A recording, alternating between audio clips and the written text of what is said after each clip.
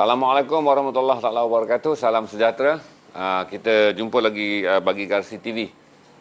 Siaran hari ini 4 hari bulan Mac tahun 2021. Harap saudara semua berada dalam keadaan sihat. Dan pertama saya akan ucap terima kasih banyaklah kepada mereka yang menonton dan menyokong kempen 3 slot Garasi TV bersama dengan Islamic Relief Malaysia. Alhamdulillah, stream berjaya mengumpulkan RM9,000 dalam 3 kempen yang kami laksanakan bermula pada malam kemarin, petang semalam dan malam tadi.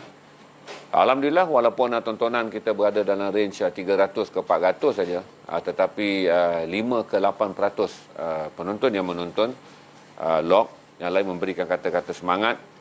Dan untuk pertama kali dah kita terkejut kerana tontonan sampai ke Indonesia pada malam tadi, mungkin kerana pengaruh pengikut-pengikut nasyid Nusantara ni tidak bersempadan. Malaysia, Indonesia, Brunei dan Singapura mempunyai komuniti nasyid yang committed antara satu sama lain. Saya ucapkan juga ribuan terima kasih kepada IRM kerana sudi memilih Garasi TV sebagai rakan stream.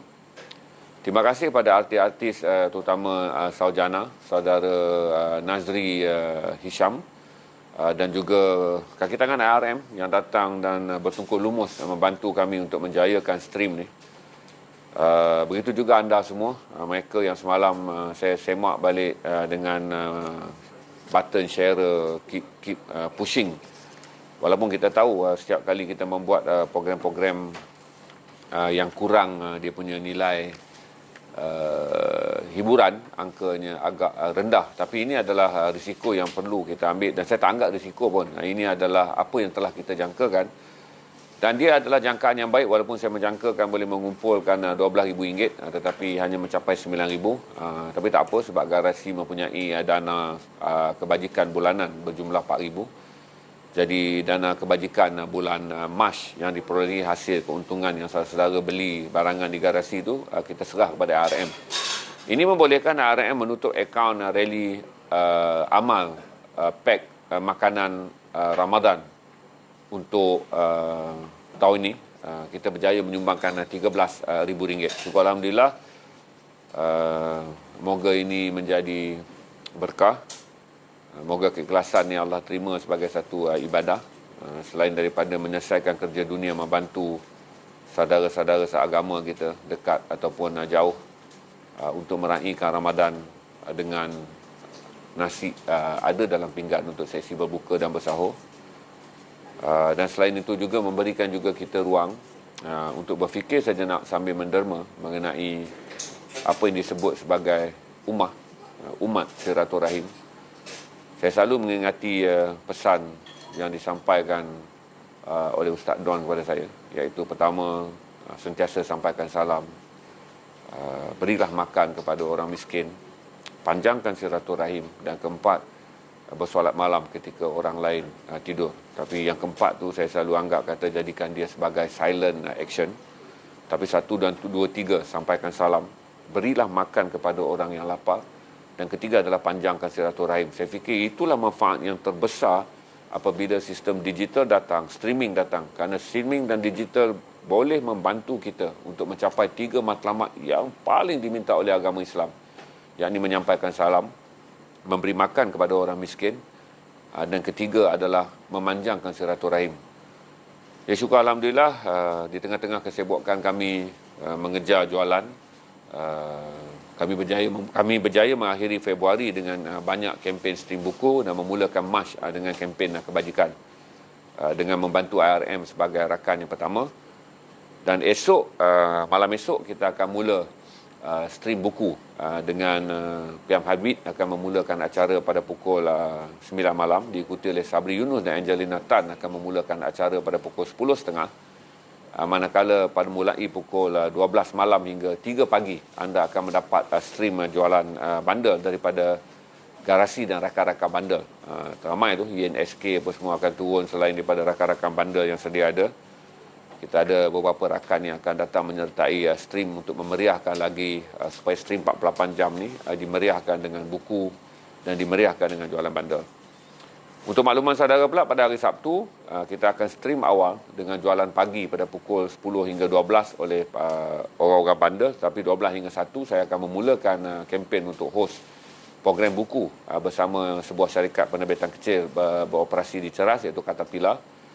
12 hingga 1 kita berhenti bagi menghormati waktu solat sembahyang Zuhur dan kita bermula 2 petang hingga pukul 4 pada hari Sabtu dengan konten-konten yang menarik. Dan saya masih menganggap bahawa saudara akan memburu satu buku yang paling saudara cari, iaitu skandal $1 billion YMDB itu, yang ditulis tapi terjemahan bahasa Malaysianya akan menjadi antara buku yang akan dijual sepanjang kempen stream. Selain daripada poster tu, saya minta mereka yang masuk sambil itu tolong like poster tu dan tolong share. Saya minta itulah jasa baik bagi memastikan kemeriahan stream yang akan bermula malam besok meriah.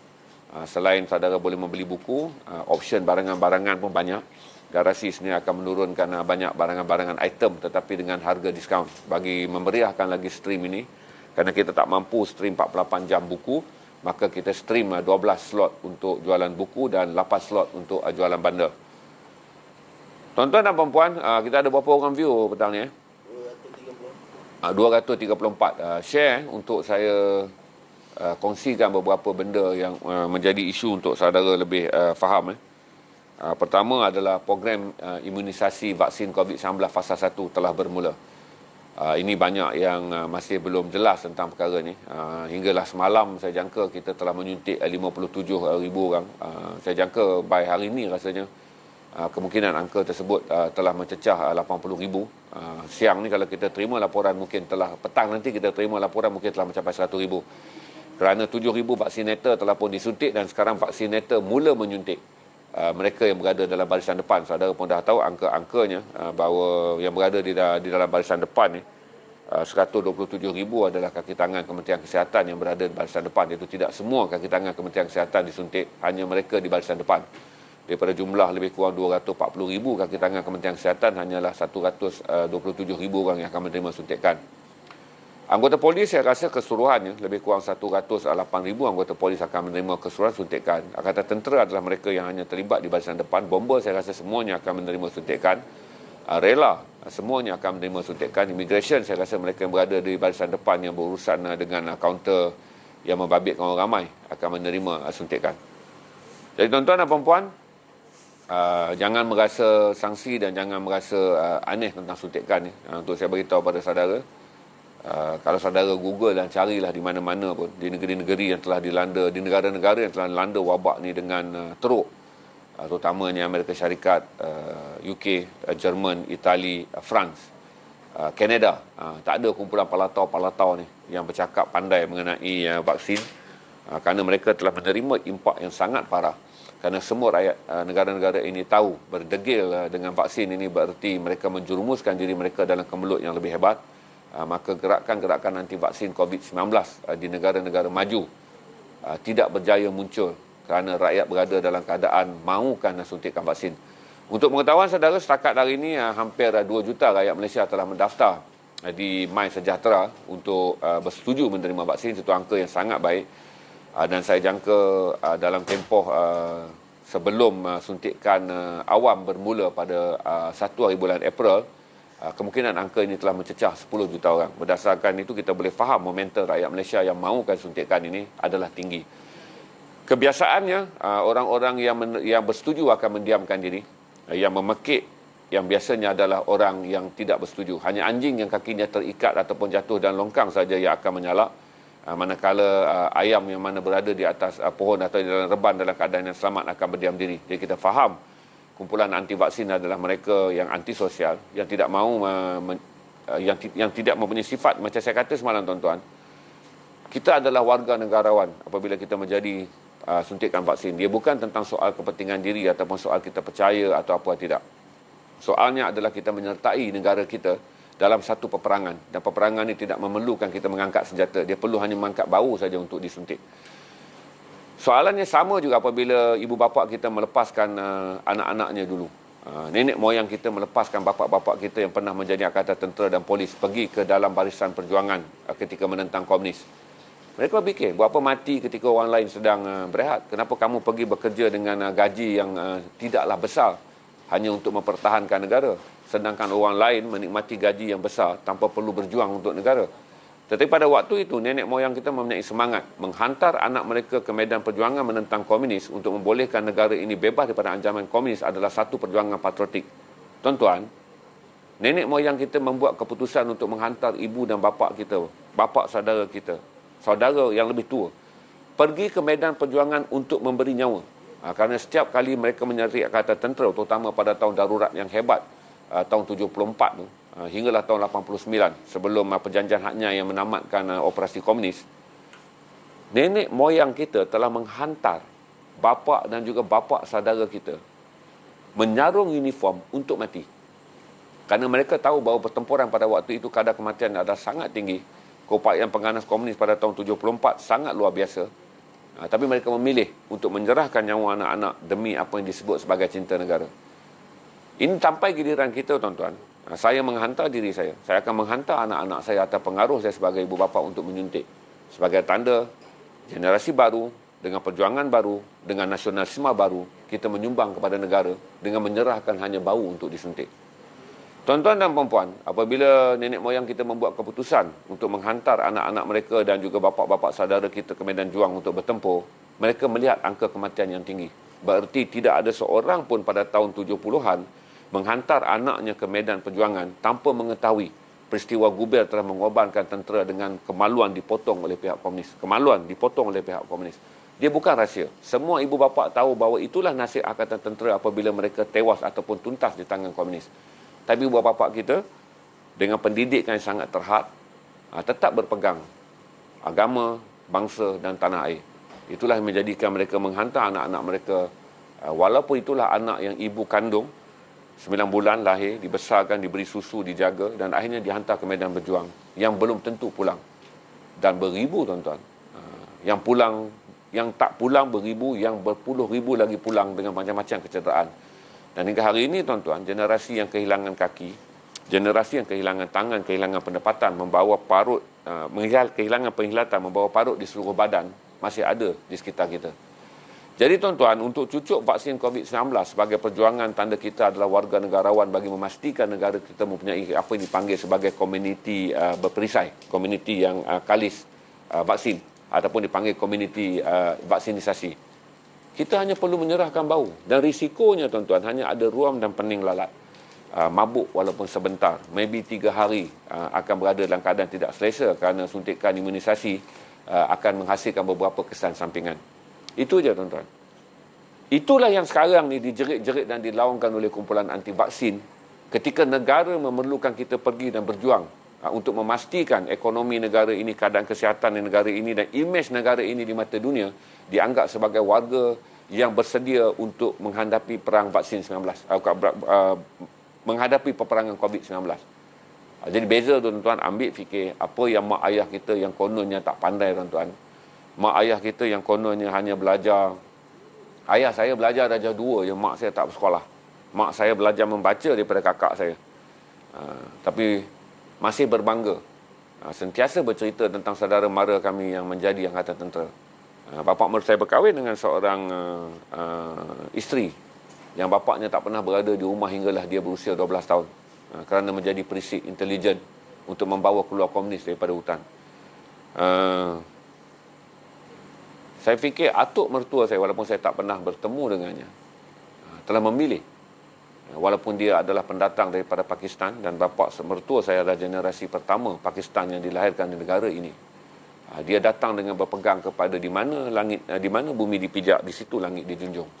Jadi walaupun bapa mertua saya ini adalah datangnya daripada ibu bapa yang asalnya daripada Pakistan, kemudian anaknya lahir di sini sebagai generasi pertama, dihantar oleh mertua saya, walaupun tahu pada tahun bapa mertua saya menyertai Angkatan Tentera, kematian di kalangan tentera dan juga pihak polis sangat-sangat banyak. Kerana tak siapa saja yang baca tentang perang 74 adalah zaman yang paling kritikal apabila komunis mula memberontak dan pertempuran berlaku di sempadan, bermula daripada Gubel, bawa ke Betung sampailah ke Nami, Pedu di Kedah itu adalah kawasan tempur, di Greek, Perak adalah kawasan pertempuran. Jadi saudara bawa fikir benda ni supaya tak jadi palatau-palatau yang tak membaca sejarah. di mana kita hanya perlu mengangkat bahu, bukan mengangkat senjata, saudara, untuk membuktikan kita adalah sebahagian daripada warga bernegarawan yang berjiwa besar, yang tahu bahawa kesan daripada suntikan itu boleh membentuk apa yang dipanggil sebagai imunisasi kelompok. Imunisasi kelompok akan meningkatkan taraf kita di mata pelabur asing kerana negara ini dianggap sebagai antara negara kelas A dalam perang memerangi COVID-19. Kerana rakyatnya komited untuk memastikan negara ini kebal jangkitan. Rakyatnya bersedia dan bergerak ke depan untuk memulakan langkah baru memacu ekonomi dan akhirnya menjadikan negara ini negara garis hijau selamat untuk pelabur. Jadi apa lagi yang kita nak? Jadi saudara pilih saja sama ada saudara nak menjadi palatau-palatau ataupun saudara nak menjadi apa yang disebut sebagai negarawan nasionalisme generasi baru. Patriotism kita diuji kali ini oleh hanya jarum suntikan yang membawa kesan sampingan mabuk 3 hari. Sedangkan kalau saya nak balik pada sejarah, nak suruh saudara menjadi seperti Mak Kilau, tak mampu dah saudara. Kan? Saudara kan sama macam saya, sayangkan kasut, sayangkan sport rim, sayangkan kereta, sayangkan anak-anak. Nak menyeru kita untuk menghantar anak-anak kita ke garis tempur. Kita mungkin kata anak saya terlampau comel untuk menjadi tentera, terlampau comel untuk menjadi seorang polis. Jadi kita simpan anak-anak kita di rumah kerana kasih sayang. Tapi kali ini tuan-tuan, kita hanya perlu memastikan kita dan anak-anak kita hadir di pusat suntikan, 600 lebih pusat suntikan dan memberi bau untuk suntikan. Jadi pilihlah. Saya beritahu pada saudara, kalau saudara nak bercerita tentang sikap pentingkan diri sendiri dan sikap nasionalisme, argumen saya adalah mudah. Kita hanya perlu mengangkat bau untuk ditembak oleh jarum suntikan. Untuk meneruskan kesinambungan keamanan negara ini, kesejahteraan ekonomi negara ini yang diperjuangkan oleh nenek moyang kita dulu, yang menghantar anak-anak mereka ke garisan perang untuk mati ataupun pulang dengan kecacatan. Itu saja. Kita dah berkongsi banyak ni. Jumlah pendaftaran pun 1741. Saya jangka akan mencapai 2 juta hari ini kerana cepat tu. Dalam ofis ni Mahfuz adalah orang pertama mendaftar dalam iSejahtera untuk suntikan COVID-19.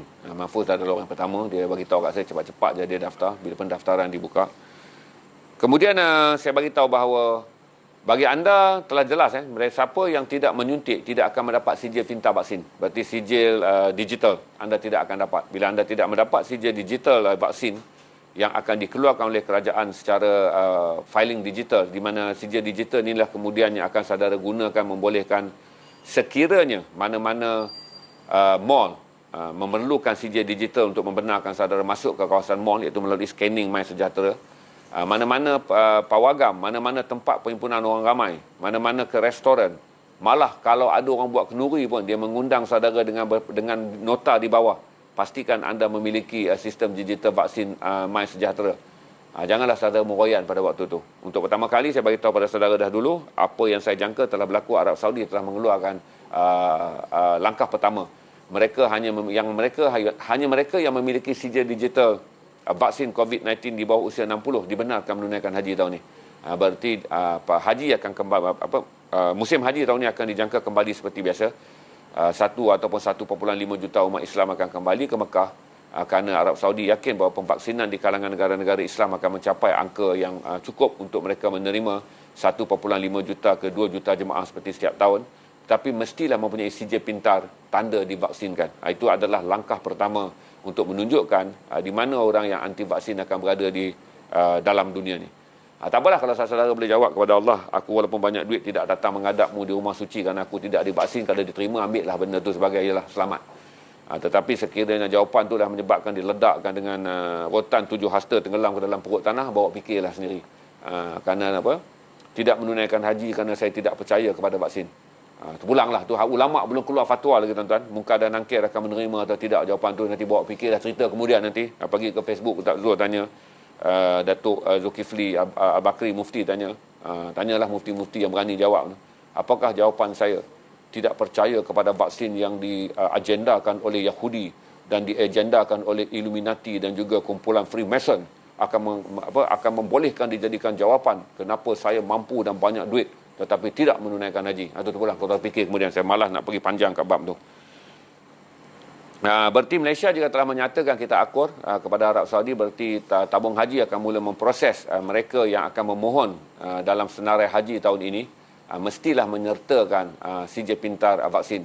Yang saya jangkakan salah satu daripada queue yang akan dibuat kali ini adalah mereka yang telah pun berada dalam senarai boleh menunaikan haji, kemungkinan akan diberi keutamaan untuk divaksinkan terlebih dulu. Walaupun Arab Saudi memberi kelonggaran dengan mengatakan bahawa vaksin mestilah dibuat 3 hari sebelum permohonan visa. Berarti disuntik selepas 3 hari baru boleh memohon visa. Katakan apabila visa telah diluluskan, anda boleh terbang ke Mekah, berarti anda telah sebulan telah melalui 2 suntikan vaksin dan vaksin dalam tubuh anda telah bergerak secara aktif dan sistem imunisasi telah pun dibentuk. Itu gambaran pertama kepada mereka kumpulan anti vaksin bagaimana dunia akan memulaukan anda.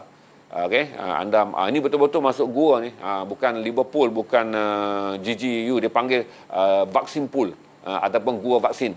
Saudara akan masuk gua betul tu jangkaannya. Habis saja isu vaksin di Arab Saudi. Emin, kita ada apa-apa soalan tak? Tak ada Tak ada okay, tak ada siapa tanya tentang vaksin. Saya akan pergi je tentang Myanmar. Alhamdulillah, Malaysia menjadi negara yang kedua atau ketiga selepas Singapura menyatakan protes mengenai rampasan kuasa di Myanmar. Kita kemarin melalui Menteri Luar Datuk Seri Syamuddin Tun Hussein telah menyatakan bantahan secara rasmi Malaysia dalam mesyuarat Menteri-Menteri Luar ASEAN bahawa kita menentang dan kita tidak menyokong rampasan kuasa di Myanmar, dan kita meminta kerajaan junta tentera menyerahkan kembali kuasa pemerintahan mengikut sistem demokrasi kepada parti yang menang dalam pilihan raya yang lalu, dan membebaskan pemimpin National Liberation Democratic Party NLD Aung San Suu Kyi. Berarti Malaysia secara rasminya telah menyatakan pendiriannya supaya rampasan kuasa ini dibatalkan, junta tentera menyerahkan kuasa kembali kepada mandat yang telah diberikan dalam pilihan raya kepada parti yang memenanginya. Itu saja yang saya akan share pada saudara. Saya rasa dah tak ada apa dah. Saya tunggu je kalau ada soalan. 300 orang lebih 336. Ada 300 orang lebih. Saya menanti soalan je. Malam petang ni kita ada banyak ruang sikit untuk berbincang. Saudara mungkin nak tahu beberapa benda. Saya okey je untuk memilih soalan. Tapi pastikan saudara jangan tanya soalan yang tak masuk buku untuk dijawab tu. Tak ada, Emin? Ada satu. From Nikkei article, Japan retailer Jeffron to start fashion subscription service. Minta Abang Zainal punya pandangan. Apa dia? Saya tak faham. From Nikkei article, Japan retailer Jeffron to start fashion subscription service. Apa dia tu? Bersangkut dengan isu tak? Saya tak tahu tu. Saya tak faham soalan tu tentang retailer subscription berkait dengan COVID ke? Saya tak pasti tu. Tolong elaborate soalan tu berlaku dia apa Sebab saya baca Nikkei report hari-hari tu. Tapi saya tak fokus kepada isu-isu yang bukan politik dan juga bukan COVID. Sebabnya saya baca Nikkei ni, saya select hanya artikel-artikel geopolitik saja, terutama krisis ketenteraan China. Saya baca ekonomi saja dalam tu, terutama mengenai pasaran selepas COVID-19, dan saya baca update mengenai COVID-19, serta saya baca mengenai rampasan kuasa di situ. Kalau tak ada apa-apa, kita ready je. Saya rasa banyak orang nak bertanya tentang apa yang dipanggil sijil pintar. Sijil pintar tu adalah penting, tuan-tuan. Berarti selepas ni saudara nak ke mana-mana, sekalipun saudara nak bercuti ke Korea, saudara nak bercuti ke Indonesia, saudara nak pergi ke Singapura, saudara nak pergi ke Thailand, setiap kali saudara ingin memohon pelepasan immigration, saudara perlu menyertakan sijil pintar. Berarti kerana MySejahtera tidak beroperasi di luar negara, berarti sijil yang ada dalam MySejahtera terpaksa saudara cetak dan saudara kepilkan kepada pasport untuk membolehkan setiap kali saudara ingin melintasi garisan sempadan negara-negara luar, sijil tersebut diberikan. Ini untuk negara-negara yang mengamalkan visa on arrival. Bagi negara-negara yang saudara akan memohon visa, termasuk negara seperti Amerika Syarikat, di mana kita perlu memohon visa untuk ke Amerika Syarikat, negara-negara Kesatuan Eropah kebanyakannya kita perlukan visa. Berarti ketika saudara nak memohon visa, saudara harus menyertakan sijil pintar. Tanpa sijil pintar ini, kedutaan tidak akan mengeluarkan visa kepada saudara untuk bergerak. Kerana saya begitu yakin masyarakat antarabangsa, terutama mereka yang berada dalam sektor penerbangan, akan memohon kepada negara masing-masing supaya sektor penerbangan hanya boleh digunakan oleh mereka yang mempunyai sijil pintar suntikan vaksin untuk merentas negara. Berarti satu lagi risiko besar selain daripada saya jangka, saudara tidak akan boleh memasuki mall kelas A, kerana mall kelas A akan menjaga reputasinya untuk tidak menanggung beban kerugian sekiranya ada seorang yang membawa kuman virus masuk. Berarti scanning di mana saudara-saudara akan masuk ke mall, ke pewagam, ke tempat-tempat perhimpunan ramai, malah barangkali scan ini juga akan digunakan di stadium bola sepak. Percayalah, selepas ini FAM akan mengatakan Liga Bola Sepak boleh disambung, tetapi scan perlu diperkenalkan di pintu masuk stadium bola, dan hanya mereka mempunyai sijil pintar vaksin saja akan dibenarkan memasuki stadium. Jadi saya bagi gambaran besar kepada saudara-saudara akan faham sejauh mana saudara akan menjadi orang yang terasing apabila saudara tidak divaksinkan. Manakala setengah-setengah dewan pula akan mula membuat sewaan dewan, perniagaan dewan untuk digunakan dalam majlis kahwin, dengan memberi syarat kepada penyewa-penyewa dewan yang menganjurkan majlis perkahwinan dan majlis keramaian bahawa scan mestilah diamalkan untuk membolehkan setiap yang hadir pada acara mereka yang menyewa itu adalah mereka yang divaksin, kerana pemilik-pemilik premis tidak mahu dengan wujudnya 1-2 kes positif COVID-19 menyebabkan perniagaan mereka menyewa premis tergugat kerana orang menjadi takut. Jadi trauma selepas COVID-19 ni akan berjalan selama 5 ke 10 tahun. Ini menjadikan mereka yang tidak menyuntik vaksin harus menerima bahawa begitu tegas prinsip, begitu keras hati anda, keras hati kau Zack apabila kau tak dibenarkan masuk pewagam. Kau mesti keras hati kau Zack apabila kau tak dibenarkan menyertai majlis-majlis awam. Dan keraslah hati kau Zack apabila kau hidup sebagai warga Akara Sumbang. Okey, kita pergi pada sesi jualan hari ini. Tak ada soalan dah. Ini adalah pembohongan. Saya fikir kata itu hanyalah cakap dengar, sebab saya dah telah melihat apa yang dilaporkan di Kelantan, dan saya dah tengok selidik detail apa yang telah dijawab oleh YB Khairi, bahawa senarai suntikan tidak ditentukan oleh orang politik. Senarai disuntikan akan ditentukan oleh Kementerian Kesihatan. Untuk makluman saudara, kes di Kelantan yang dijadikan rujuk sebagai sailang, gini tuan-tuan, kalau tuan-tuan bekerja di Kementerian Kesihatan kan dah dimaklumkan, tidak semua kaki tangan Kementerian Kesihatan akan disuntik. Hanya 127,000 daripada 140,000 kaki tangan kementerian akan disuntik, kerana hanya kaki tangan kementerian yang berada di barisan depan. Okey, selesai.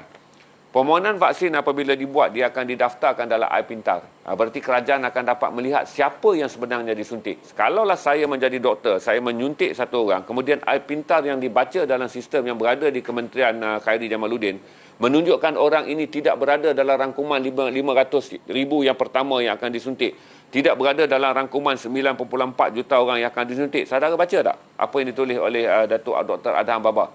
Bahawa mereka yang potong silang dan mereka yang terlibat dengan potong silang boleh didakwa di bawah Akta Penyakit Berjangkit yang membawa kepada hukuman penjara 7 tahun dan sebatan serta denda tidak lebih 100,000. Jadi saudara kena faham tu, jangan main terjun je, sebab benda ini adalah digital. Dia tak boleh sailang curi ubat berbalik. Setiap dos ubat diambil kira dan setiap suntikan mestilah mengikut MySejahtera yang didaftar. Berarti 127,000 orang kaki tangan kementerian yang akan melalui proses vaksin ini adalah mereka yang telah pun didaftar dalam iPintar, dalam MySejahtera, dan MySejahtera sedang dipantau oleh sistem berdasarkan profil setiap individu. Berdasarkan profil. Kes di Kelantan, mereka memohon, bukan mereka menyenaraikan, mereka memohon ke Kerajaan Negeri Kelantan, memohon kepada Kementerian Kesihatan untuk mendapatkan lebih 200 vaksin, bagi membolehkan pemandu-pemandu kepada wakil rakyat juga disuntik, dengan alasan kalau pemandu bersama wakil rakyat melawat rakyat, sekiranya YB tak bawa penyakit, pemandunya bawa penyakit, jadi suntikkan kepada YB pun tak bermakna. Itu alasannya. Tetapi ketika mereka memohon, alasan tersebut ditolak. Cuma apabila status permohonan itu dimuat naik, dia telah menyebabkan orang jump to conclusion, mengatakan permohonan itu sebagai sailang. Tidak, itu adalah permohonan daripada pejabat sosial Kerajaan Negeri Kelantan kepada KKM, bukan arahan permohonan. Permohonan ditolak, jadi tak dapat 200 vaksin tambahan. Itu yang jelas. Kalau sailang-pailang ni saudara, janganlah cerita, sebab itu dipanggil hearsay. Hearsay tak boleh bawa dalam discussion akademik. Kerana fakta tu boleh saja menjadi fitnah dan tomah tabayun yang kita tak dapat sebab campak cakap dengar. Sebab tu saya kata, balik pada tabayun, sumber tu apa buktinya, siapa yang sailang, siapa orangnya, nyatakan nama YC. Jangan macam bomoh, dipetik jin. Aku datang merasuk, dikirim oleh satu orang yang tak tinggi, tak rendah, tak hitam, tak putih, rambut macam keriting-keriting, lurus-lurus. Mampus nak teka, satu kampung kita akan buruk sangka. Jadi jangan tuan-tuan bersifat seperti mana jin dalam tubuh manusia. yang menghantar maklumat kemudian hanya untuk menimbulkan fitnah. Kalau nak tabayun kenal betul, tanya dengan jin tu, nombor IC dia apa, nama dia siapa. Senang kita pergi pegang dia. Jin pun duk cerita, tuan aku ni tinggallah tak jauh sangat, tuan aku ni tak gemuk sangat, tak kurus sangat, tak gemuk sangat, tak kurus sangat tu macam mana tuan-tuan? Kita nak bayangkan.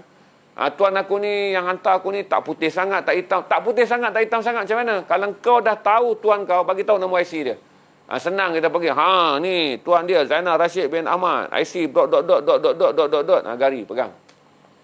Jadi jangan jadi jin dalam dunia cyber tuan-tuan, menyebarkan perkara yang asasnya akan boleh menjadi fitnah.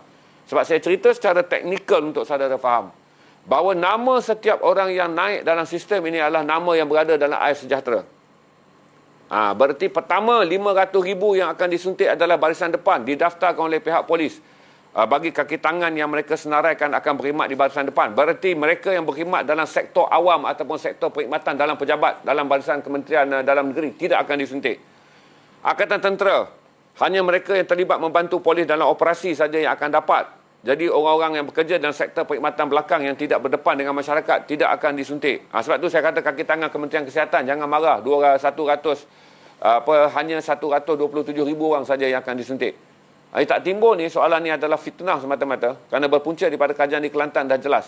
Apabila kuasa politik di Kelantan memohon tapi telah ditolak. Hari ini Menteri Kesihatan telah mengatakan bahawa sebarang penyelewengan vaksin oleh mana-mana doktor atau oleh mana-mana individu akan digunakan Akta Pindaan Penyakit Berjangkit 1988 Seksyen 342 Kanun Kesesaan untuk didakwa di mahkamah dengan menggunakan undang-undang yang dipinda ketika darurat, iaitu anda boleh dipenjara, didenda tidak melebihi 100 didenda tidak melebihi RM100,000 dan dipenjara 7 tahun. Itu jelas. Jadi kalau ada bukti, kemukakan, suruh tangkap, undang-undangnya dah ada. Bila saudara lapor, Abah pun tak dapat lindungi. Saya dapat tampak lapor ni, ahli politik ni, nama dia siapa, vaksin. Kita jasad betul dia divaksin, tapi dia bukan dalam senarai. Tentu AG akan ambil tindakan.